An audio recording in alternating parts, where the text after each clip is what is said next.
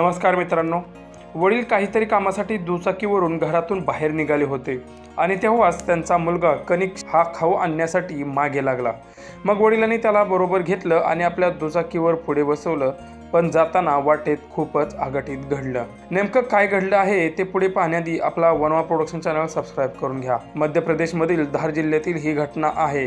हटवाडा चौकात एक मैदान आहे आणि तिथेच मकर संक्रांती निमित्त मुलं पतंग उडवत होती आणि त्या चौकात विनोद यांचं घर असून ते 15 तारखेला संध्याकाळी 7 वाजता घरातून आपल्या दुचाकीवरून बाहेर पडले होते आणि तेव्हाच त्यांचा 7 वर्षांचा मुलगा कनिक्स हा खाऊ आणण्यासाठी मागे लागला होता। मग वडिलांनी त्याला गाडीवरती पुढे बसवून ते निघाले आणि हटवाडा चौकात येतात कनिक्स अचानक ओरडला आणि दुचाकीवरून खाली पडला। चायनीज मांजामुळे त्याचा गळा कापला गेला होता। त्याच्या मानेच्या भागाला गंभीर जखम झाली होती। रक्तस्राव सुरू झाला। कनिक्सला एकाएकी काय झालं हे विनोद यांनाही समजलं नाही। त्यानंतर विनोद यांनी कनिक्सला रुग्णालयात नेलं, परंतु उपचार दरम्यानच त्याचा मृत्यू झाला। मकर संक्रांतीच्या दिवशीच कनिक्सनं जीव गमावला। त्याच्या या मृत्यूमुळे विनोद यांच्या कुटुंबावर दुःखाचा डोंगर कोसळला।